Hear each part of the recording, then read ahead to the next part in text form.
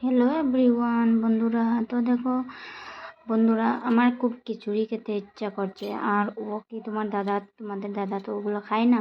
তো কি করেছিলাম, দাদা বললো আজকে নিমন্ত্রণ হয়ে গেছে কোনো এক জায়গাতে, তো ও বিয়ের বাড়িতে, তো ও খেতে যাবে। তো আমি ভাবলাম কি করব, আজকে আমি একটু খিচুড়িই খেয়ে নেই। ও তো খেতে চায় না, যেহেতু আজ আমি একলা আছি তো খেয়ে নিই।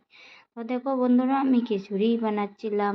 আর দেখো আলু ভাজাগুলো ছোটো ছোটো নতুন নতুন আলু এসেছে ছোটো ছোটো, তো ওগুলোকে ভাজা খেতে তো ভালোই লাগবে খিচুড়ির সাথে, তো এটাই বানাচ্ছিলাম।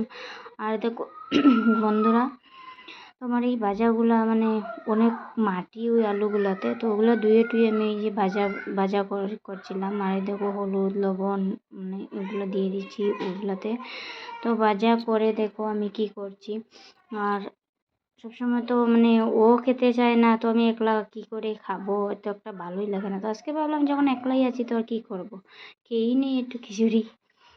দেখো ভালো ভালো নতুন নতুন সবজি, এগুলো দেখলে তো খেতে ইচ্ছে করে, তাই না?